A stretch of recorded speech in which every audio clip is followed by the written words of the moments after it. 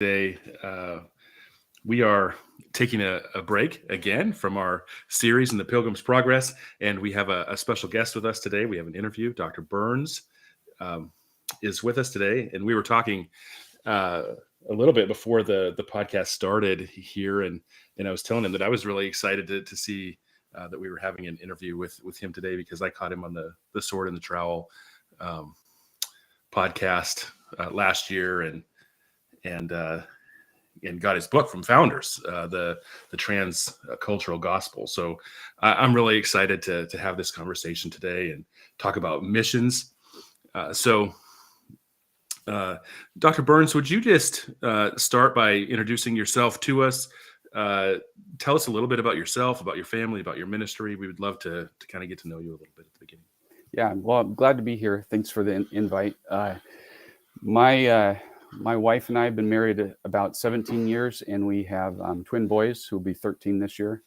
And we are currently in Alaska. I direct a ministry to Bush natives in Alaska. And one of the unique things we do is we focus on biblical discipleship with them. It's a very rare focus for some ministries in Alaska. We want to be known as the Bible guys when we land in the village. When we're working with training pastors, we want the centrality of the Bible to win the day in all of our ministries. And when we are not here, which is more of a seasonal ministry because most of our work is between about May and September, depending on the weather. We can't get out to the villages too easily in the winter because you can only fly when you can see where you're going. And it's pretty dark throughout the winter and the weather's pretty bad. So I have a ministry where I teach at a seminary in Southeast Asia, and that's pretty much during the school year.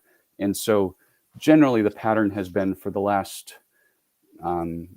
the last 6 years or so has been to be in Alaska during the busy months, which is May to September, and then be in Southeast Asia during the school year teaching. And so I do a variety of things. Nothing is consuming enough to keep me busy full time. So I have a number of different hats, and I do some translation and theological resource development for Hill Tribes people in different countries. Mostly in Burma is where most of my emphasis is. I work with a lot of Burmese guys working at trying to engage some still unreached people groups, small minority. We're talking like 15,000 or less people groups that are overlooked quite frequently. So I've got little writing projects, translation projects I'm always kind of tinkering away at, and then teaching. So a variety of hats, but like I said, nothing to keep me busy full time. So do a bunch of different things. So that brings me to a question. So with the 13-year-old twins and your wife, and then that kind of traveling to different places you're living, basically, do they travel with you those two places? Yeah. And we have a house in Thailand, and that I think in some ways they still feel like that's probably more home than even Alaska. But they enjoy it. We homeschool them, and they feel part of the ministry. So it's a pretty enjoyable life for them in general. Yeah. And so great experience for them. Yeah, and my boys, they already have goals to help with some writing and translation stuff in the future, and they're definitely way smarter beyond their years. So I'll be tapping into their writing and thinking skills here in probably a couple of years. Oh wow! Well, that's cool. Neat. Yeah, very good. So you mentioned Burma. You'd be familiar with Judson then. Mm-hmm. Could you tell us a little bit about him, who he was, and the impact that he has? Yeah. So Adoniram Judson was born in the kind of late 18th century. He was the first American missionary to Burma. There's debate whether or not he was the first American missionary in general. If you are gauging whether or not somebody was sent out by a church as to whether or not they're a missionary, then he certainly was the first American missionary. But there were others before him who were missionaries to the Native Americans. So the definition is kind of irrelevant. The fact is that he he went to Burma and was the main Bible translator, and suffered greatly. And his story is quite romantic, quite adventurous, quite a thrill ride. His story reads like a novel, and one of the attractional pieces of his biography is it brings together all the great details of a great story that has drama, it has sorrow, it has triumph, it has thrill, it has intrigue and mystery. And God did some amazing things in his life. And so I chose to research Judson, one, because I work with Burmese people and they have such a high esteem for Judson, whether they are Burmese Christians or Burmese Buddhist scholars.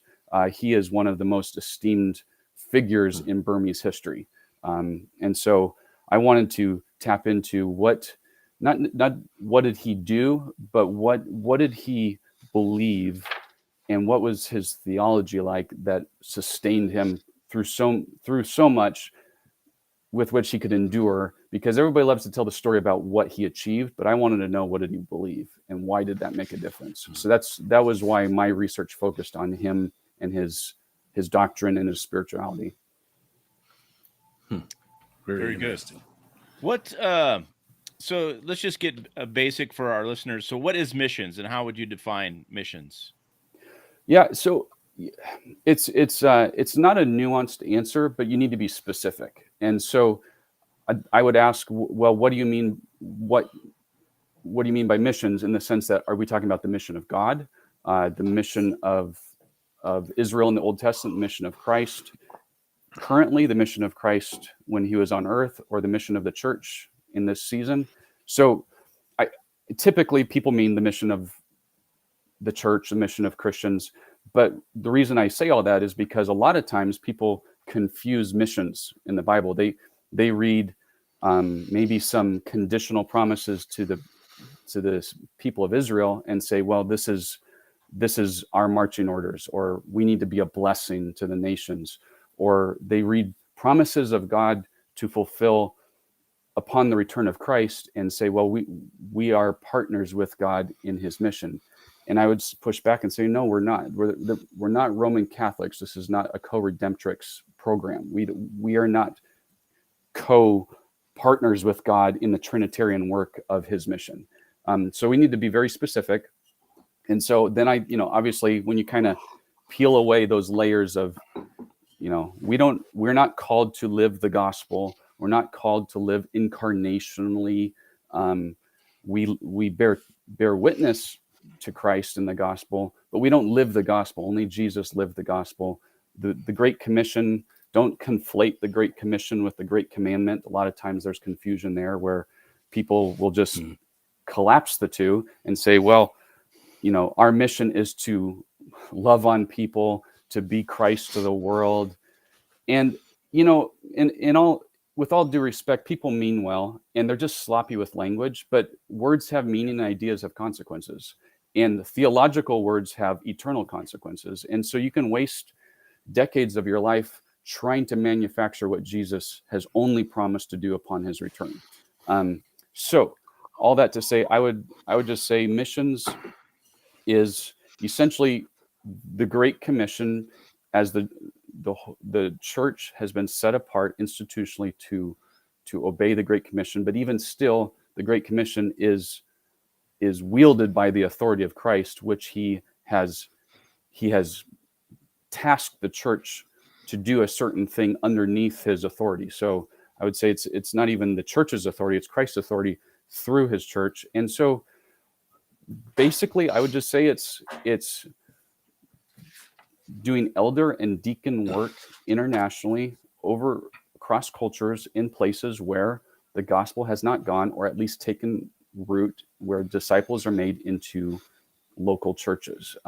So I just think it's very simple in that sense. It's the main sense is the plain sense. We need to make disciples by teaching them the whole counsel of God, to rest in the gospel of Christ, and to gather together in churches.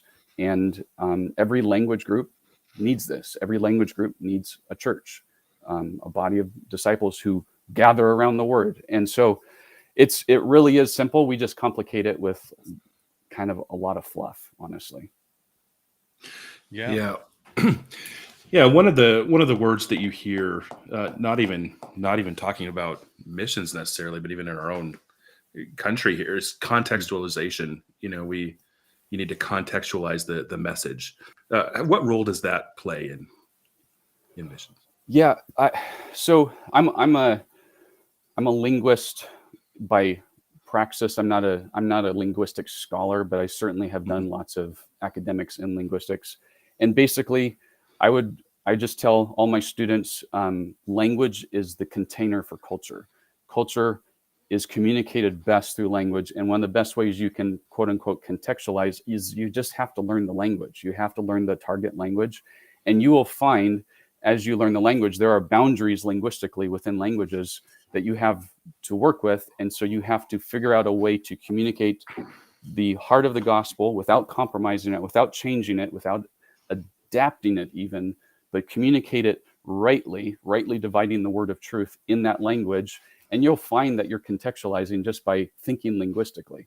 But the problem is in the 21st century, nobody likes to spend the time learning a language. I mean, increasingly, mission agencies are downplaying the need for at least the first 2 to 4 years of full-time language study because it's demotivating to people. People want to hit the ground running. And I don't think contextualization is bad if you're talking about communicating the gospel in another language. I do think there's a huge threat to the gospel if we're talking about adapting the message of the ancient gospel that is handed down throughout the ages and tweaking it and contorting it so that it is palatable to that receiving culture. You lose the gospel when you add to it or take away from it. And I think the battle in missions is to have a laser-like focus with the gospel and no apologies. It's supposed to be offensive, and that's just the way it is. And so, we have to have backbones of steel when it comes to contending for the centrality of the gospel. Now, so you're dedicating your life to missions, and you also seem to be very careful with your language and even how you define missions. How important is it to not be a doctrinal minimalist then, to not just be, hey, let's just share Jesus. I mean, Yeah. Again, so I teach missions history in various different avenues. And one of the observations about missions history, and this is no criticism because I think we're all, works in progress. We're all in being sanctified intellectually and spiritually. But it seems that throughout missions history, it records people with big hearts and small minds for theology in general. Of course, there's always the exceptions to the rule, but it seems that God still uses people in spite of all their failings. So anything I'm about to say is in context of none of us get it all right all the time. But I think the doctrinal minimalism is such a grave error and such a grave threat because one, if you think about it, it's actually what people are trying to do. And I think the motivation is they're like, well, we don't want to download Western constructs into the minds of these people. And if you're talking about forcing people to sing, Hillsong and Chris Tomlin songs, well, then yeah, I understand that. That's just cultural baggage that we're talking about. But if you're talking about theological categories, what people don't understand is a lot of that is not Western. It's actually very Hebraic. A lot of our theological categories were carried over from the Jewish Christians into the ancient church and then carried through the medieval church into the reformers. And there's not a lot of Western influence in those ancient categories, but people don't know their church history. So they think that, we're doing everybody over there, whoever the people over there are, a favor by not imputing Western categories onto an Eastern mindset. And the fact is that the West is the West because Christianity changed the mind of the West over generations. And so what they're doing is, like a reader-centered hermeneutic, for instance, where you give somebody the Bible and say, what does it mean to you?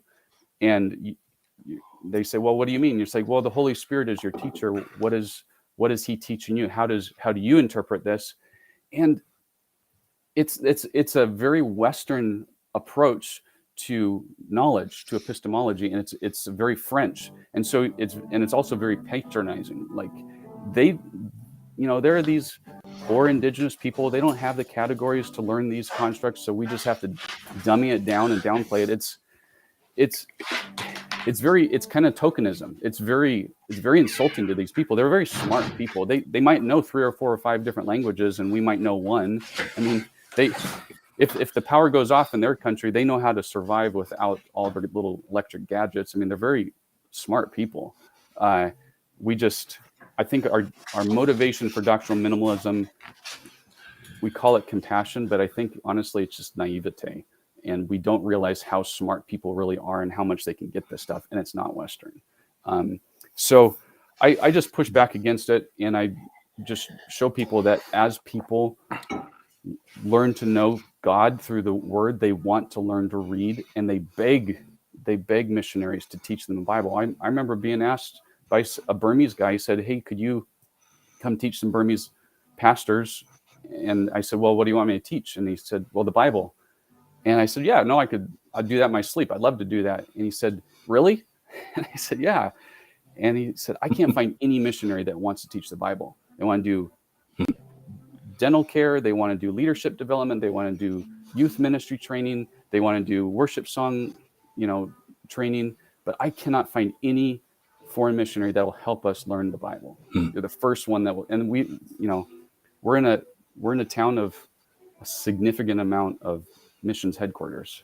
And I mean, we're talking like the Wheaton or the Colorado Springs of that part of Southeast Asia.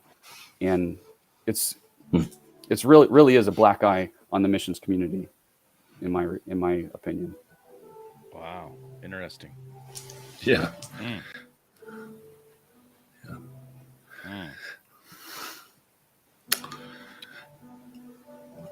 So how about like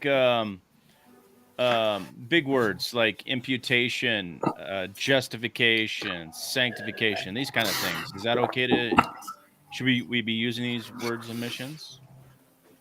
Well, of course, I definitely think we should.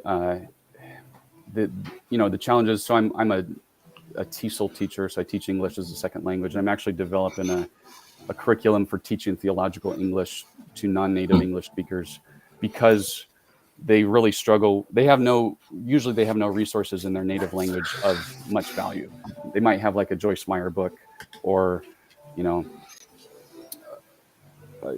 Ken Hagee Study Bible or something like that, but typically nothing much. So of course those big words are hard if you're working in English with people. So you have to define terms. But here's the thing: is people know how to understand computer language or medical language or any other thing that has a big term. It's, of course, we must use it because words have meaning, and they are containers of meaning. So I just think we cut ourselves short. We cut out a leg we can stand on if we cut out some of these meanings, because inevitably when you lose a word, you lose a whole category, because then you might, what one word can mean, you take a whole sentence to explain. But if you just define terms, it's really not hard, and these people are actually quite smart, and they're better at memorizing stuff than we are. So again, I just chop that up as we have way too low expectations for the people that we're trying to reach. They're actually quite smart people. Yeah. I got maybe a strange question, but what advice would you give to a small denomination that is really missions orientated? They're just really focused on missions, gospel. They want to share the gospel, but they're impacted by a lot of these um, other ways of doing things, the popular, the hip way of making disciples and some of those things. The latest fad. Yeah, the latest fad. Obedience-based discipleship, stuff like that, I guess. DMM stuff. Yeah. Disciple. Yeah. Well, it depends on the person. I mean, I work with people influenced by this all the time, and it really depends on how teachable they are. And you guys are in ministry, right away if somebody is teachable and they're seeking to grow, or if they're finding their identity in something they do. And it's just, honestly, I it's not that I think it's a waste of time. I just don't want to overly spend my time trying to persuade somebody away from something that they're just not going to leave. And so I would say consider the person, if it's an individual, but also if it's a group of people in a church and they're genuinely interested and they're easily swayed one way or another. I don't think anything can substitute just the general teaching and training in church rhythm and church life. Sunday school, Wednesday nights, Sunday evenings, whatever that looks like, ministry training, Friday afternoons or something. Just people need to know the threats, and you need to point out where the inevitable conclusions are to some of these ideas, like obedience-based discipleship, and point out how, like, in some of these cultures, that makes a lot of sense because it's a lateral move from one works-based religion to another. And this time Christianity really guarantees to make it work for them. It's just a new karmic system. If you do this and you obey sufficiently, then blessings are going to come to you and your family. Jesus is just another karmic teacher at this point. And so you've just syncretized the gospel and you've created an unreached people group that's going to be unbelievably more difficult to reach in another generation because they've been inoculated with Christ. But it's not the Christ of the Bible, it's the Christ of karma. And so people need to see the inevitable problem with some of these methods.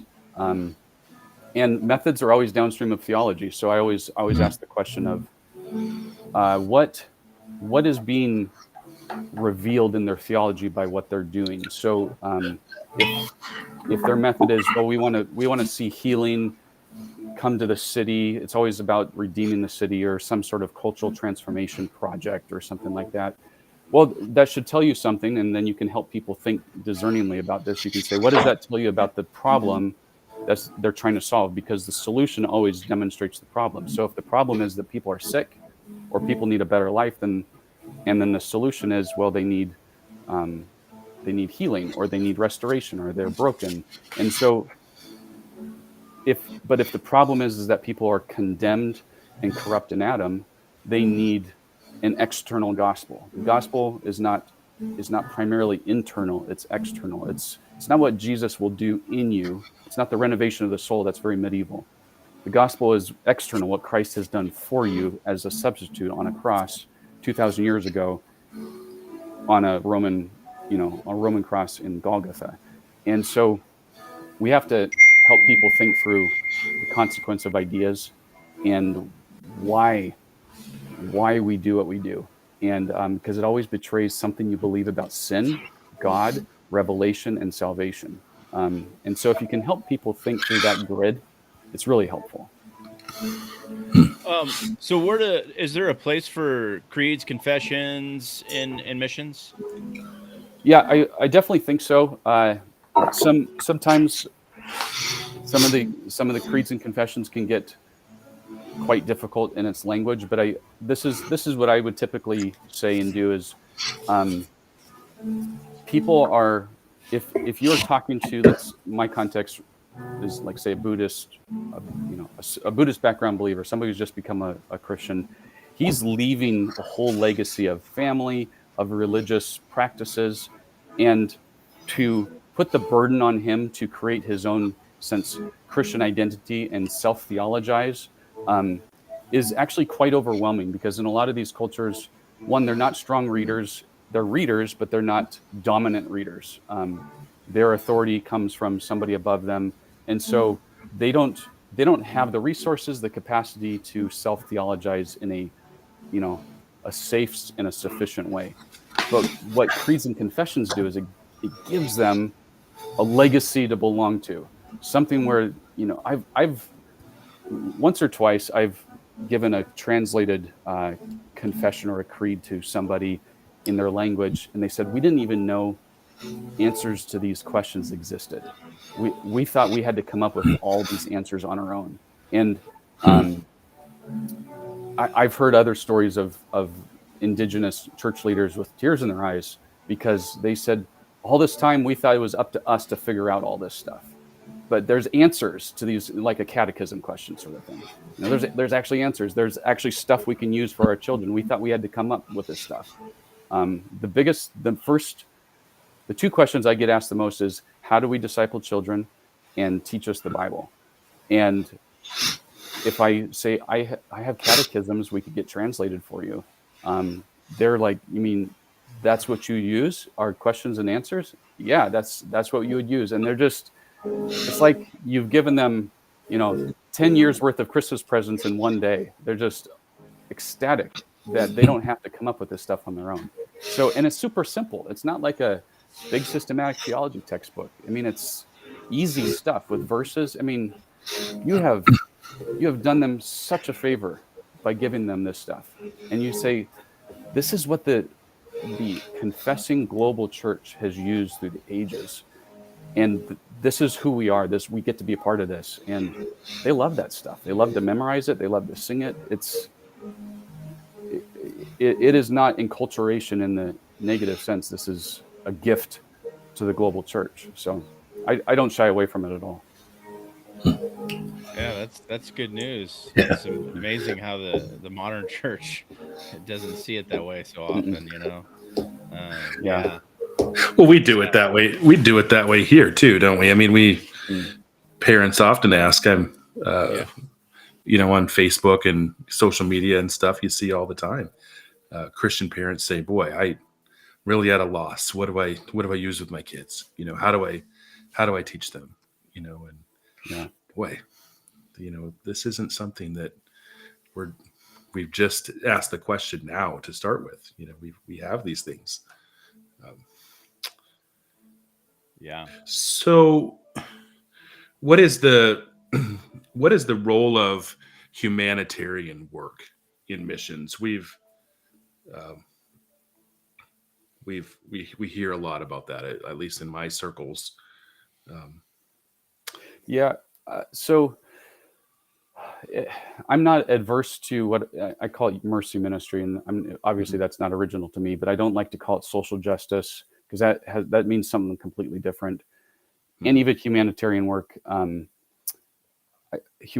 is fine for AmeriCorps and the UN, but for the church, I don't think mercy ministry is beyond the pale. I just don't think it should be a primary emphasis, maybe not even a secondary emphasis.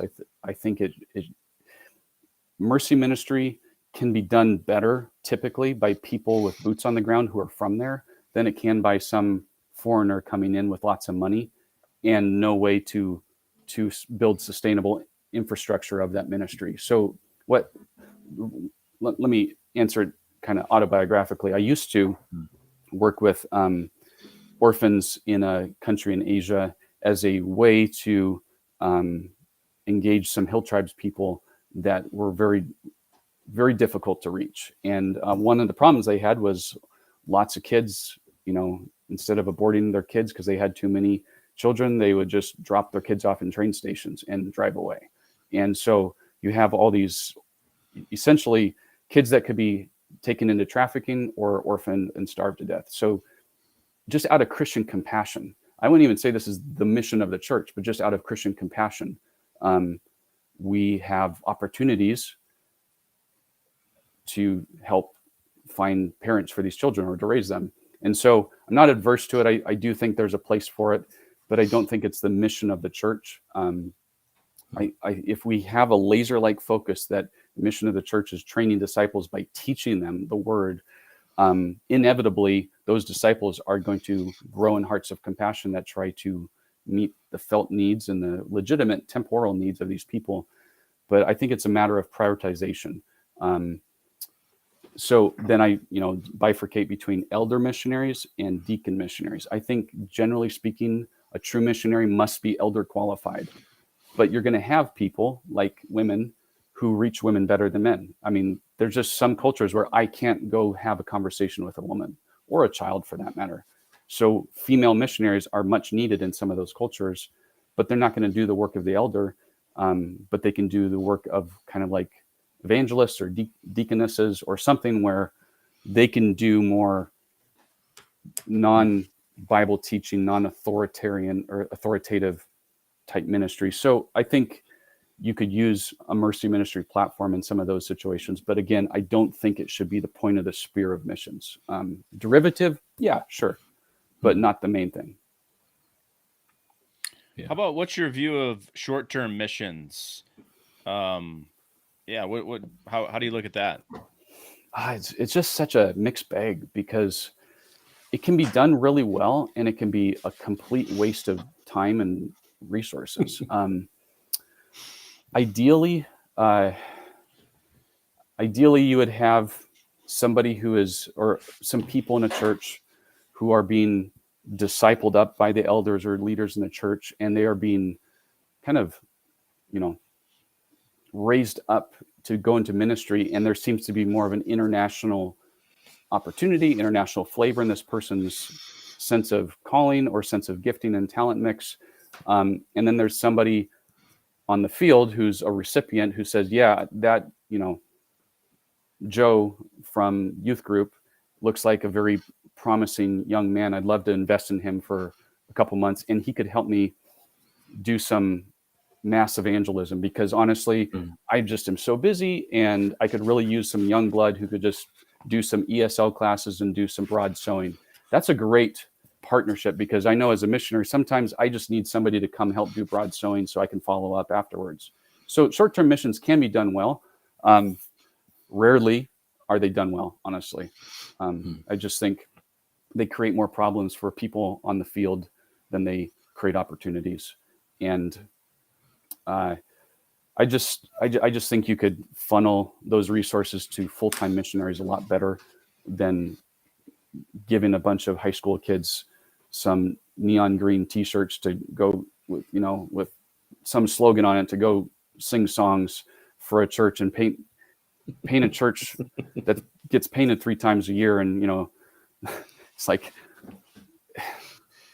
it just, the indigenous people who see those teams come and paint churches and fix things, they just kind of sit back and like, yeah, well, we'll we get our freebies every summer. We get to be on their Instagram and we're just kind of the zoo animals. They get to smile with the babies and take pictures. And it's just, I mean, I know even the natives up here in Alaska, they're just kind of entertainers every summer for a lot of these big churches down south that want to come up and do the Alaska thing. And it's just, it's kind of demeaning, honestly. We had when I was first started pastoring here, our church had long supported a missionary couple in Burkina Faso, and they had been working with language there. They started from the ground up, no written language, and just worked.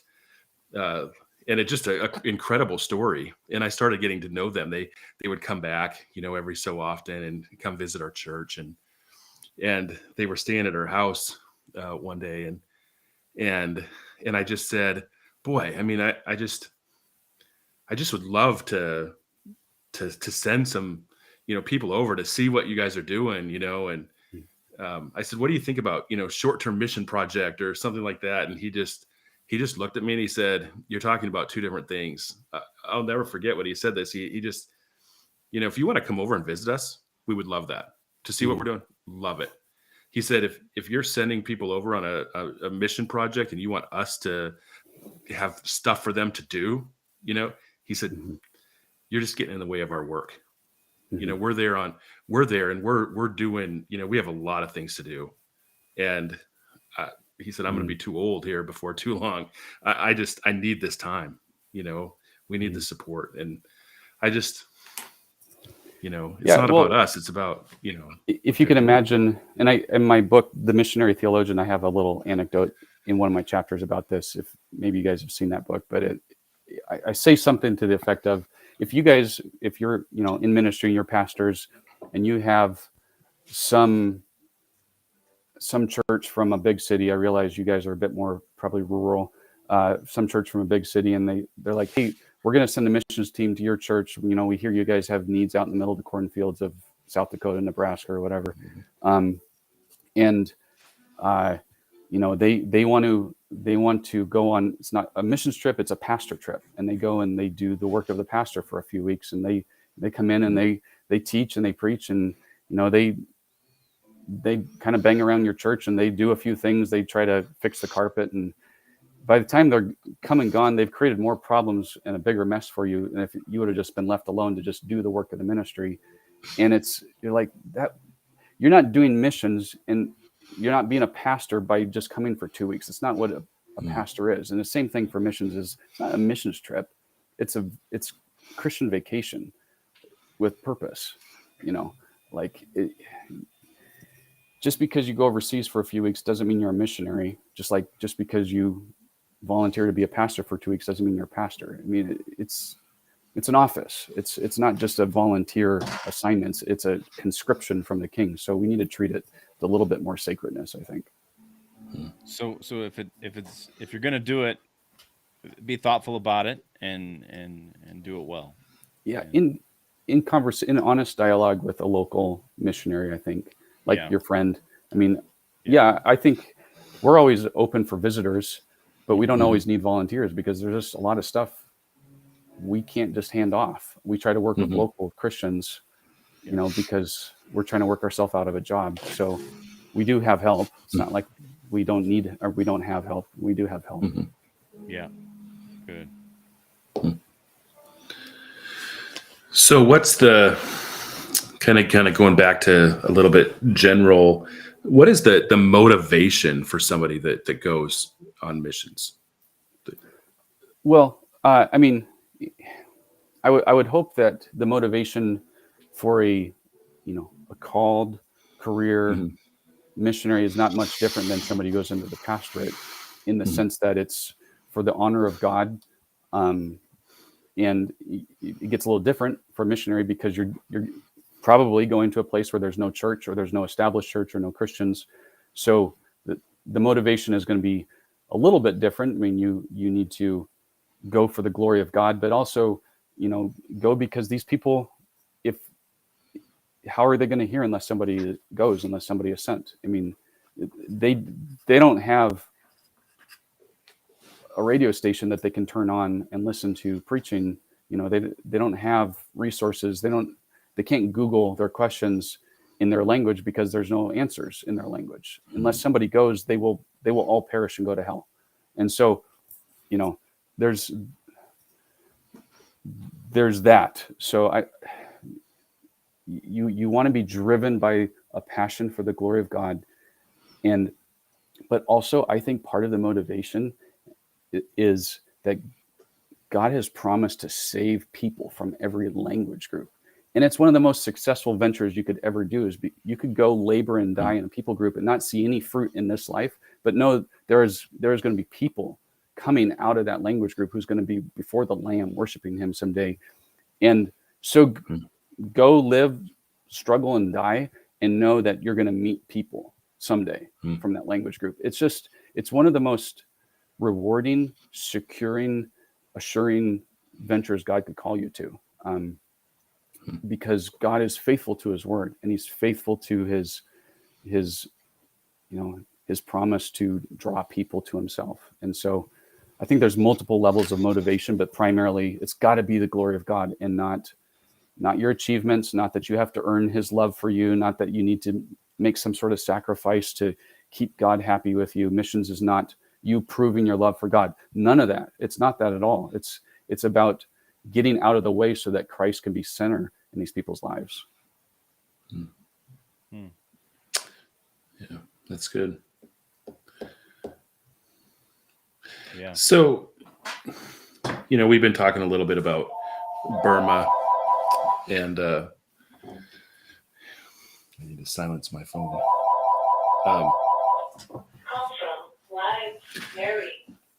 John, you ask a question. Okay. I could have thought of one if he didn't say that to me, right?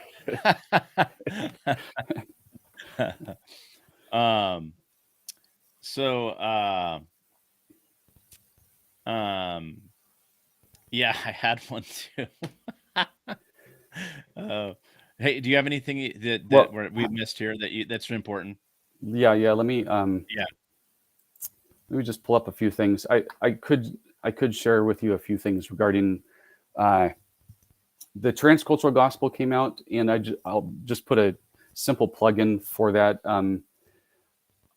If you've heard of, topics like honor and shame in missions, I'm sure you guys have heard of guys like Jason Georges or Jackson Wu and some of their work. I know both of those guys personally, and I've had conversations with them about my concerns about some of the applications of their work on the mission field. I don't think they are necessarily promoting some of the observations I make of missionaries, but here's just an anecdote, and I believe I put that in my Transcultural Gospel book. So I had a conversation with a missionary a few years ago about a Buddhist people group that he was trying to reach that I had been working with in years past prior to. And I said, well, how do you share the gospel with them? We're just talking. I mean, I wasn't quizzing them. We were just having a conversation. And he said, well, I tell them that they just need to keep covenant with God. And I said, what do you mean? And he said, well, like in Israel, the way they became right with God is they had to keep covenant. And I said, but that was impossible because of sin. And he said, well, and he kind of knows enough Greek to be dangerous. And he said, well, the Greek could mean faith or faithfulness. And so in their culture, they understand loyalty, and they understand, you can be blessed through faithfulness. So that's how this is a good example of overcontextualization. And I mean, he's completely thrown out sola fide, completely thrown out faith alone, and starts redefining terms to communicate to them in ways they understand. So there's these poor people that are trying to be faithful enough, loyal enough to earn honor, to honor God so that God would bless them. And it's just such a trap. It's such a trap because the missionary thinks they're doing them a favor by trying to speak their language that they understand. But you just have to teach them. You have to teach them biblical categories. They might even know the word sin in their language, but their definition is not the same thing, just like their definition of love or their definition of redemption isn't the same thing. You have to redefine terms with biblical meaning. In my book, Ancient Gospel, Brave New World, in chapter 4, I talk about how doctrinal language, goes to your question about confessions, doctrinal language guards biblical meaning. You can't just say, I'm a Bible guy and only quote the Bible and then ask them how do you interpret the Bible? It's just so dangerous. You have to give them theological language like imputation because it carries with it a freight of biblical meaning. I mean, the classic people who were just the Bible guys who were just quoting scripture back to back were the Arians. They're constantly just quoting verses out of context. And it was Athanasius who butted up against Arius, and he was his junior, so Athanasius was significantly younger. And Athanasius is arguing for biblical meaning using theological language. And you have to define terms. You have to teach sanctification, justification, imputation, because I mean, if you deny the righteousness of Christ imputed to you, you're not a Christian. You're just not. There's just no other way around it. And so you have to do the hard work of teaching this stuff to people. And that's just an example of why we can't use their cultural categories and fill up biblical words into their categories without basically raising to the ground some of their categories and redefining them using the same sort of language, but you have to redefine it biblically. And then sometimes you actually have to create language. So like when I was in one country a few years ago, right before COVID hit, I was teaching, and the pastors of that country told me in their language, they don't have a word for love. And they want to know, what does the love of God mean? And they said, well, in our Bibles, because they have a Bible translation, they said, the word used is indulgence, but we know that's probably not right, but that's the only word in our language we have that kind of comes close to love. But we don't think that God indulges us because it just doesn't seem right. So you have to almost create new theological words in some languages, like Paul did in with Timothy, with like theonoustos, God breathed. He created a new theological word to convey what he was trying to say. So sometimes you have to do stuff like that. Like Athabascan here in Alaska, the Athabascan natives, historically, they never had a word for forgiveness in their language. So the missionaries, you have to create a word to convey forgiveness. And so that's just part of being a linguist and a theologian. You have to be both. So how's the work going? Where you're ministering then? Can you give us just a report about? Yeah. So work here in Alaska is you have to be pretty creative because the weather, you're very limited by geography and weather. It's unlike anywhere else I've served. Anywhere else I've served, even if it's remote, you can still hop in your truck and drive somewhere. Here, your plane is your truck. If you don't have a plane, you can't get out to these places. There's no roads outside of the roads basically between Anchorage and Fairbanks.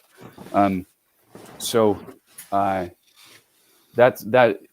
proves to be quite challenging and quite unique. One thing we're doing that maybe your churches would be interested in the future is our hangar here. We're rebuilding our hangar and adding on to it a ministry training center for people who maybe they've done seminary, or maybe they've done some missions training, but they haven't done kind of the mix of what I was just talking about, like missions theology training, training missionary theologians. So there is kind of a niche market, so to speak, for people who don't want to do just intercultural and don't want to do just theology, but want to blend those and think apologetically or polemically about theology when it comes to culture.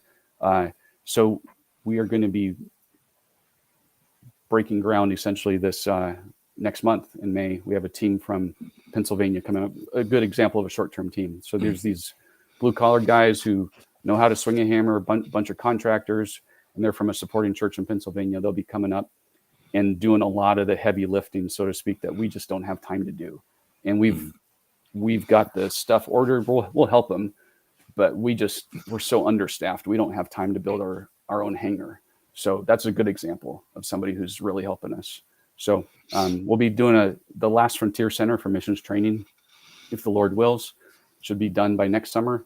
I had a meeting with my Burmese friend translator a few days ago, and we're going to work on a writing project for some Hill Tribes people on the difference between a theology of glory and the theology of the cross, because they really struggle with theology of glory stuff, especially some of the charismatic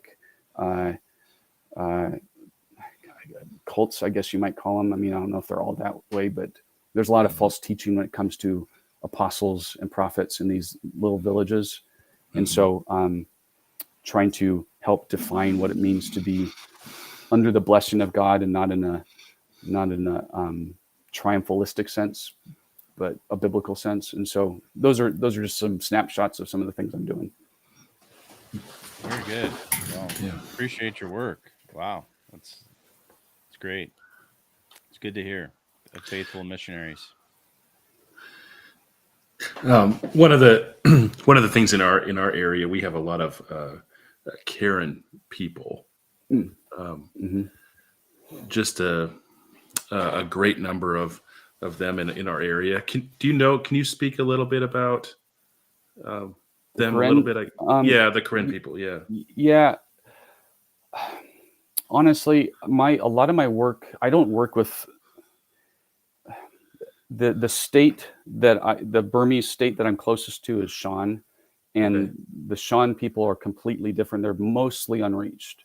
The Karen and the Kachin and the Chin, they're pretty well reached. And why the gospel stuck with one group over against another, obviously it's in the Lord's providence. So and the human heart is dead. So why he chooses to move in one way over against another, I don't think there's a human strategy that answers that particularly.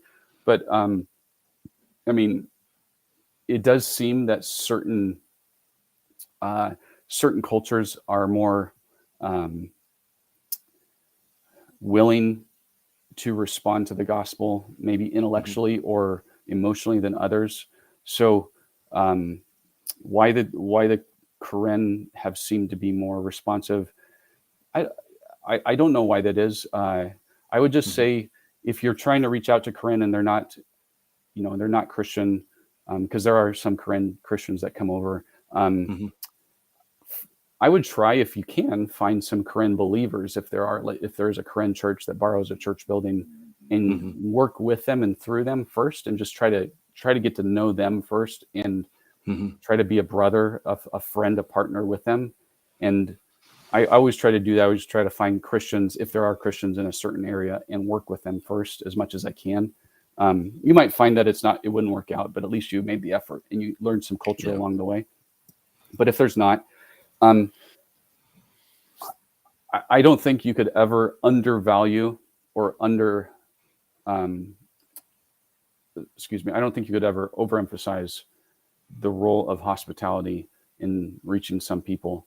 I mean, my guess is some of these people who immigrate to the United States and maybe have been here for a decade or more, my guess is a lot of them have never been inside the home of an American who's been here for generations. That I remember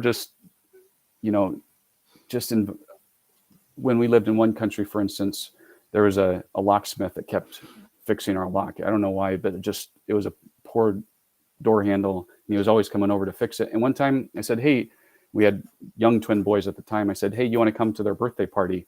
And you would think that I just offered this guy $1 million, like, to be invited into a foreigner's home, to be part of a family birthday gathering for these cute little babies. I mean, I was like his new best friend, and he was having me over. And similarly, when you extend just acts of love and kindness to people, you'd be amazed where conversations go after that. And it's just not hard. It's just not hard to be hospitable. Just takes a few times. And yeah, I would say go for it. Don't be intimidated. They're probably more intimidated to talk to you than you are to them. And they're just people. They need to know forgiveness, and they need to know that somebody truly loves them. And I